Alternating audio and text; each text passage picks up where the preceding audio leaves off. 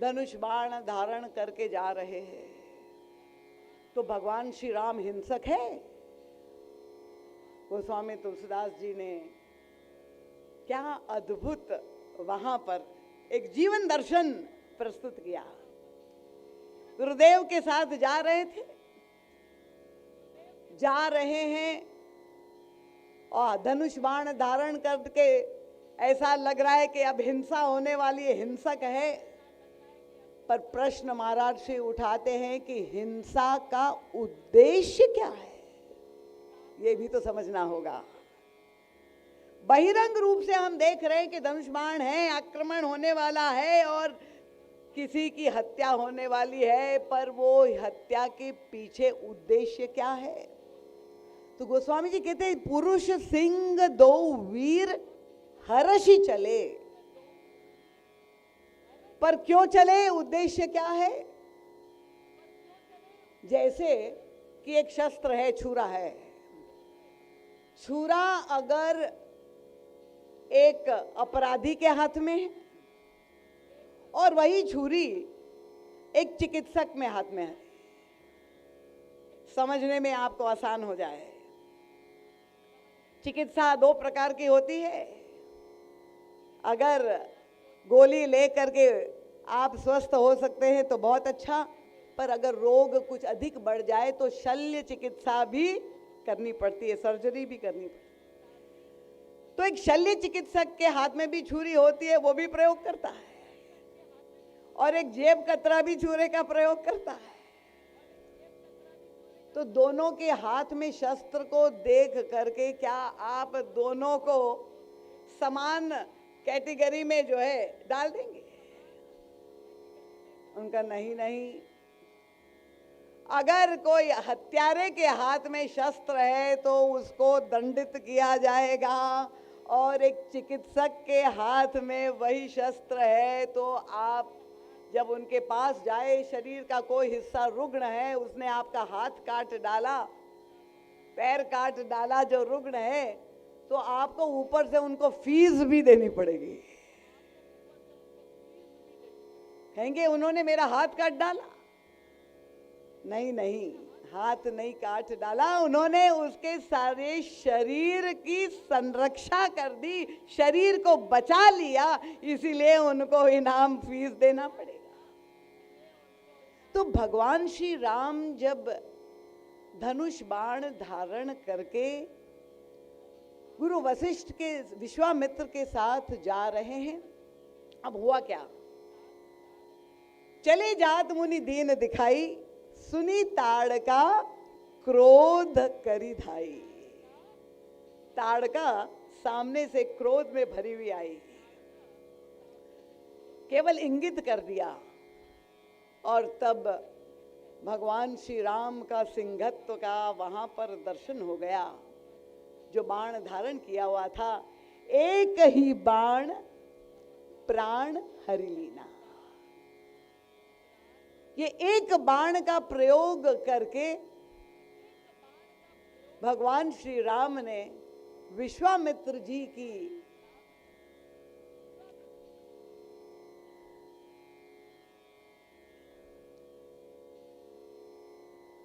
जो समस्या थी, तत्कालीन समस्या थी, उसका समाधान तो दे दिया। पर परम पूज्य महाराज जी कहते एक नवीन जीवन दर्शन संसार के समक्ष प्रभु ने रख दिया। क्या जीवन दर्शन दिखाई देता है? गोस्वामी तुलसीदास जी ने इसलिए ये दोनों ही महापुरुष, चाहे विश्वामित्र जी हो चाहे वशिष्ठ हो, दोनों ने भगवान श्री राम को एक ही उपमा दी। विश्वामित्र जी भी जब प्रसन्न हो गए तो उन्होंने भगवान श्री राम को कहा, धर्म से तु पालक तुम ताता।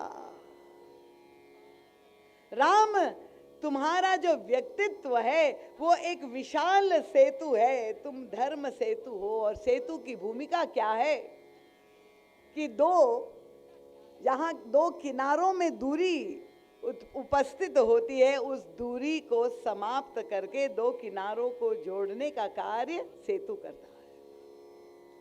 ये विश्वामित्र जी भी भगवान श्री राम को यही उपमा देते और वशिष्ठ जी महाराज भी यही प्रसन्न होकर के चित्रकूट में बहुत विलंब से उन्होंने भी भगवान श्री राम को यही उपमा दी, धर्म से तू करुणायतन कस न कहो तो ही राम। उनका तात्पर्य क्या था? राम तुम्हारा व्यक्तित्व इतना विलक्षण है, अगर तुम केवल मर्यादा पुरुषोत्तम होते, देखिए धर्म बहुधा, हम क्योंकि सब अपने आप को धार्मिक मानते हैं और धर्म का पालन करते हैं, यही मानते हैं, पर धर्म जो है वो न्याय को ही महत्व देता है। और न्याय का मतलब क्या? जैसे आप एक न्यायाधीश के पास जाए तो आपने जैसा कर्म किया है, कर्म सिद्धांत क्या बताता है? न्याय में किसी भी प्रकार की दया या करुणा नहीं होती। न्यायाधीश का यही निर्णय होगा, संविधान के अनुसार अगर आपके द्वारा ये जो है पाप हुआ है तो आप दंड के भागी है।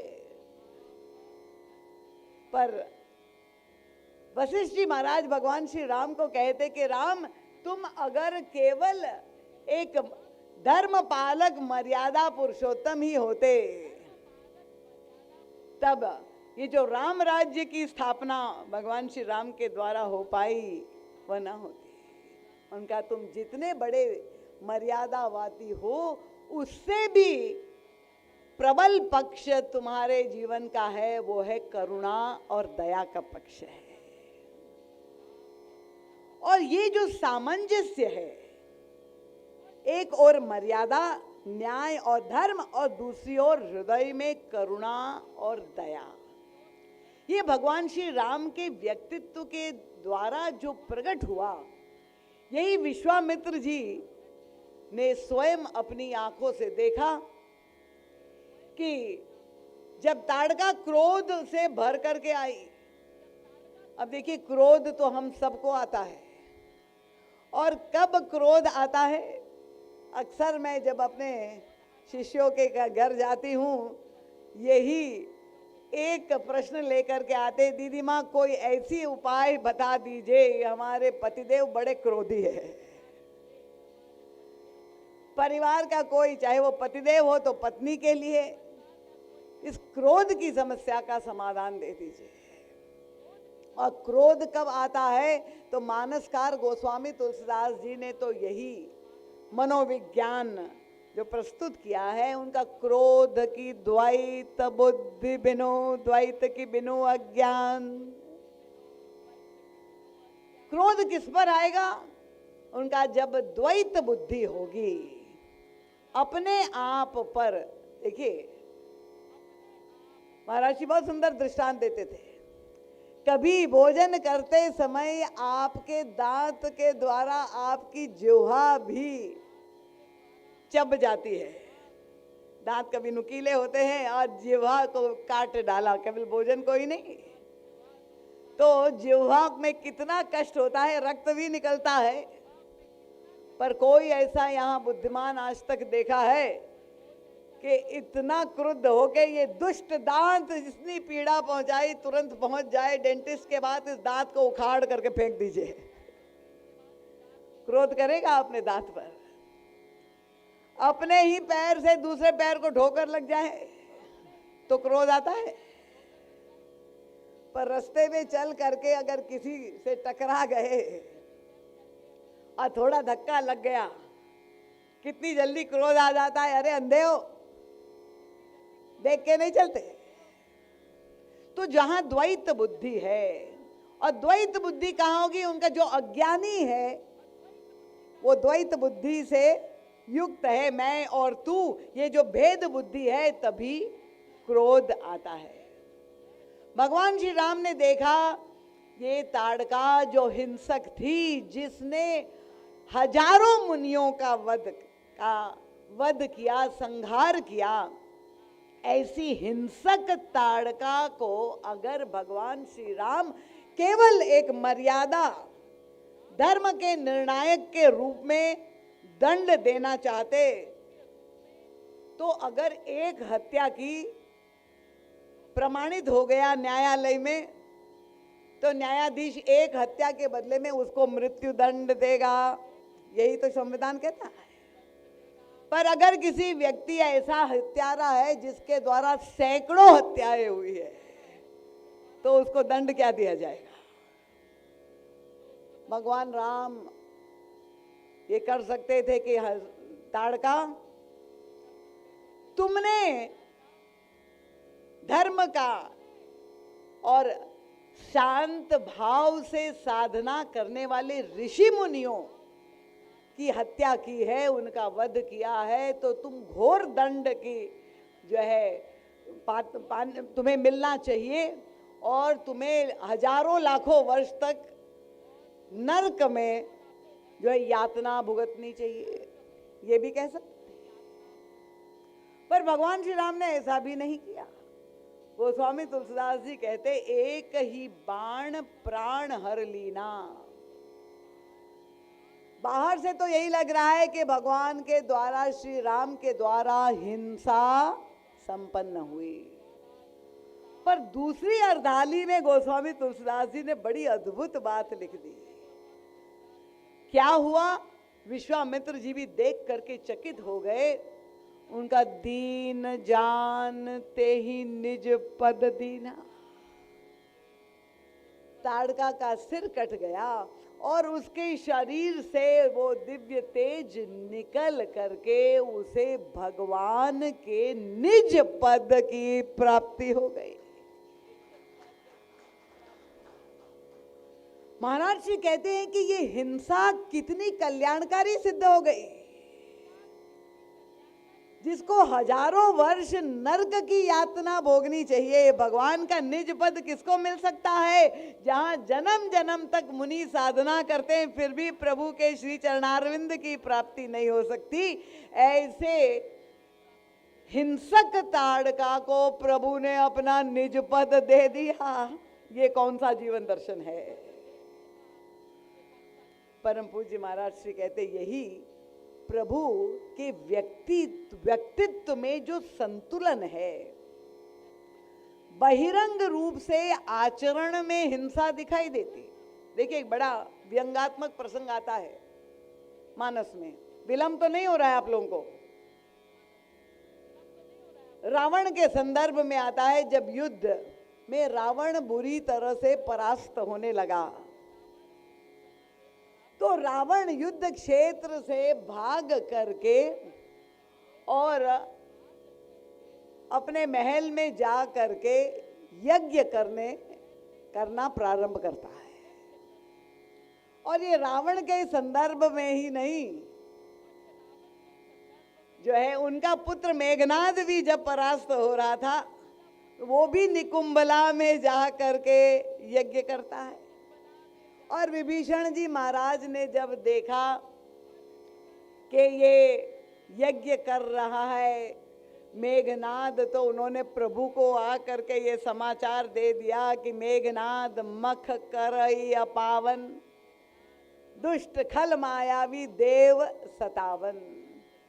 ये दुष्ट यज्ञ कर रहा है और अगर इनका यज्ञ पूर्ण हो गया तो ये कभी नहीं मरेगा। और तभी भगवान श्री राम जो धर्म के संरक्षक है, यज्ञ धर्म का सर्वश्रेष्ठ रूप है, कर्म का सर्वश्रेष्ठ रूप भगवान श्री कृष्ण ने गीता में भी यही कहा। पर भगवान श्री राम जो धर्म की संरक्षण करने के लिए अवतरित हुए हैं, उस समय जैसे ही उनको समाचार मिला, चाहे मेघनाद यज्ञ कर रहा है चाहे रावण यज्ञ कर रहा है, प्रभु ने आदेश दिया कि जाकर उसका यज्ञ ध्वंस कर दो। ये सारे प्रसंग से हम अवगत है, पर क्या कभी हम इन प्रसंगों में डूब करके भगवान श्री राम का जो जीवन दर्शन है उसको हमने समझने का प्रयास किया कि भगवान श्री राम यज्ञ पुरुष है और वे एक यज्ञ को ध्वंस करने की आदेश दे रहे हैं। अब ये रावण यज्ञ कर रहा था, अंगद पहुंच गए और जाकर के एक जोर से लात का प्रहार रावण की छाती पर किया। और अंगद ने कहा, रणते भाज निलज्ज भाजी गृह आया आवा, और यहां आई बक ध्यान लगावा। अरे निर्लज्ज, तुम युद्ध क्षेत्र से भागकर भगोड़े यहां आकर के और बड़ा ध्यान लगाने बैठ गए। अब दृश्य क्या है कि रावण शांत भाव से आंख बंद करके पूरी एकाग्रता से जो है आहुति डाल करके स्वाहा स्वाहा कर रहा है। अहिंसा धर्म में रत दिखाई दे रहा है रावण। और जब कोई शांत भाव से यज्ञ कर रहा है और अंगद आ करके लात से प्रहार कर रहा है तो घोर अहिंसा कर रहा है। बहिरंग रूप से देखने पर तो यही लग रहा है। रावण ने लाखों वर्षों तक तपस्या की और वो तपस्या के बदले दर्शन देने के लिए भगवान शंकर और ब्रह्मा जी को प्रकट भी होना पड़ा। ये कथानक आप सब अवगत है। तो जब वो तप करता है लाखों वर्ष तक, तो उसको अहिंसा धर्म का पालन करना ही पड़ा। पर ये अहिंसा जो बहिरंग उसके व्यवहार में दिख रही है, उसका उद्देश्य क्या है? परम पूज्य महाराज श्री ये प्रश्न उठाते हैं कि हिंसा या अहिंसा का निर्णय हम कैसे करेंगे? क्या केवल बहिरंग व्यक्ति का आचरण देख करके करेंगे कि या उस अहिंसा या हिंसा कर्म के उद्देश्य को देख करके करेंगे? रावण जैसा असहिष्णु व्यक्ति अंगद लात से प्रहार कर रहा है, पर वो बिल्कुल शांत भाव से स्थित हो करके एकाग्र हो करके हवन पूजा कर रहा है। और तब उपमा उस समय गोस्वामी तुलसीदास जी ने जो दी रावण के लिए, अंगद कहते हैं यहां आई बक ध्यान लगावा।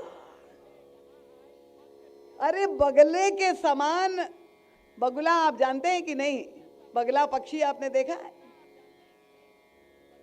रंग उसका बिल्कुल सफेद होता है। किसी नदी के किनारे, आप यहाँ अयोध्या में भी आपको ये दृश्य कहीं दिखाई देखने को मिलता होगा। आप लोग क्या सुबह जल्दी उठते होंगे? जितना सुबह सुबह बगुला उठ करके और नदी हो सरोवर है वहां जा करके बिल्कुल एकाग्रता से खड़ा हो जाता है, तो लगेगा कि सात्विकता का ये रूप है, पूरी जो है श्वेत है और पूरे शांत भाव से बड़ा अहिंसक है बगुला। बहिरंग आचरण से तो यही लग रहा है, शांत भाव से वहां स्थित है, समाधि में नदी में तपस्या कर रहा है। पर जहां कोई व्यक्ति प्रभावित हुआ, बड़ा अहिंसक है ये बगला, तो वहां जल में जो मछलियां थी वे बोल पड़ी कि जरा हमसे पूछो कि ये कितना बड़ा अहिंसक है। कभी तो सबसे बात कर लेते हैं, क्योंकि उसकी सारी एकाग्रता का उद्देश्य यही है कि कब कोई उसको मछली मिल जाए जिसको वो ग्रास बना ले और उनको अपना भोजन बना ले। तो बहिरंग दिखाई देती हुई अहिंसा के मूल में हिंसा वृत्ति है। रावण का आचरण जो दिखाई दे रहा है, यज्ञ कर रहा है, तपस्या कर रहा है, तो बहिरंग आचरण। यहाँ कोई रावण के भक्त तो नहीं बैठे हुए? अगर बैठे हैं तो मुझे क्षमा कर दीजिए, पर मानस का जो जीवन दर्शन है वही मैं आपके समक्ष रखूंगी कि रावण को अंगद यही कह रहा है कि बगले के समान तुम ध्यान कर रहे हो, ये जो शांत प्रतीत हो रहे हो, अहिंसक प्रतीत हो रहे हो, पर उसके मूल में, उसके हृदय में भाव क्या है कि भले अभी मेरा अपमान हो, पर मैं एक बार तप करके, यज्ञ पूर्ण करके शक्ति प्राप्त कर लूं और उस शक्ति के द्वारा फिर मैं घोर हिंसा के द्वारा सबका वध कर दूं। तो बहिरंग आचरण से आप किसी का देख करके नहीं, उसके हृदय में उस वृत्ति के पीछे भाव क्या है, उद्देश्य क्या है, उसको देख करके ही निर्णय किया जा सकता है कि ये हिंसक है कि अहिंसक है। और परम पूज्य महाराज श्री कहते हैं कि यही भगवान श्री राम के द्वारा जो जीवन दर्शन प्रकट हुआ, चले जात मुनि दीन दिखाई, सुनी ताड़ का क्रोध करी धाई, एक ही बाण प्राण हरि लीना। ये व्यवहार में तो बहिरंग दिखाई दे रहा है कि हिंसा कर दी, पर बहिरंग आचरण में हिंसा है, पर दीन जानते ही निज पद दीना। वो हृदय में करुणा वृत्ति से प्रेरित है।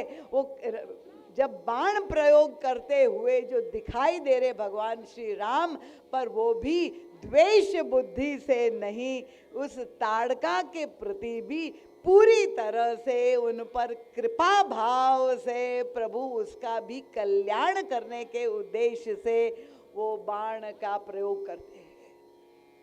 तो ऐसा सामंजस्य बहिरंग हिंसा के मूल में अहिंसा वृत्ति जहां पर है, ये एक नवीन चिंतन भगवान श्री राम के द्वारा प्रकट हुआ और विश्वामित्र जी उस महापुरुष ने सीखा, क्योंकि उन्होंने देखा मैंने जो निर्णय निष्कर्ष पर मैं पहुंच गया था, उनको यही लग रहा था कि संसार में सर्वश्रेष्ठ ब्राह्मण, और ब्राह्मण में भी ब्रह्मर्षि पद सर्वोच्च पद है, पर इसलिए इतनी घोर तपस्या करके वे ब्रह्मर्षि बने।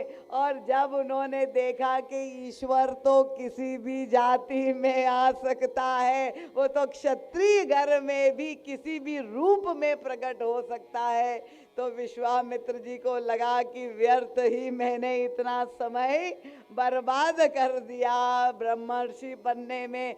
भगवान तो क्षत्रिय जाति में भी प्रकट हो गए। और तब उन्हें ऐसा लगा कि ये जो मेरा चिंतन है, शस्त्र मूलतः बुरा नहीं होता। ये मैंने शस्त्र का जो परित्याग कर दिया, और उसकी परिणति क्या हुई, तो स्वामी जी कहते हैं कि अब बदल गए विश्वामित्र जी महाराज। तब ऋषि निज नाथ ही जिय चीन्हि, जब उन्होंने प्रभु को पहचान लिया तो क्या किया विश्वामित्र ने, उनका विद्या निधि कहाँ विद्या दीन्हि, आयुध सर्व समर्पित है। जो सारे शस्त्रों का परित्याग कर चुके थे, वे सारे शस्त्रों को उन्होंने भगवान श्री राम के चरणों में समर्पित कर दिया। उन्होंने समझ लिया कि नहीं, शस्त्र बुरा नहीं है, पर शस्त्र प्रयोग करने वाला कौन है, शस्त्र का उद्देश्य, प्रयोग का उद्देश्य क्या है। मैंने शस्त्र का प्रयोग अपने स्वार्थ के लिए, कामधेनु को पाने के लिए प्रयोग किया, वह गलत था। पर भगवान श्री राम जब शस्त्र का प्रयोग करते हैं, वे चाहते तो जब उनको देश निकाला दे दिया गया तो वे चुनौती दे सकते थे महारानी कैकेयी को, और अपने धनुष बाण के द्वारा युद्ध कर सकते थे अपने स्वार्थ के लिए। पर नहीं, सत्ता पाने के लिए, सिंहासन पाने के लिए भगवान श्री राम शस्त्र का प्रयोग नहीं करते। भगवान राम शस्त्र का प्रयोग कब करते हैं, जब वे देखते हैं कि अन्याय हो रहा है, अधर्म जब बढ़ रहा है, और समाज को संरक्षण प्रदान करने के लिए वो रुग्ण शरीर के हिस्से को काटने के लिए जिस तरह से एक चिकित्सक शस्त्र का प्रयोग करता है, उसी तरह से भगवान श्री राम करुणा भाव से प्रेरित हो करके शस्त्र का प्रयोग करके एक स्वस्थ समाज का निर्माण करते हैं। ऐसा विलक्षण जीवन दर्शन जिसमें बहिरंग आचरण में अहिंसा है, पर हृदय में जहाँ करुणा है, ये विलक्षण भगवान श्री राम ने उस युग में जो महापुरुष थे, उन दोनों महापुरुषों को जो समाधान भगवान श्री राम के द्वारा प्राप्त हुआ, वो अब समय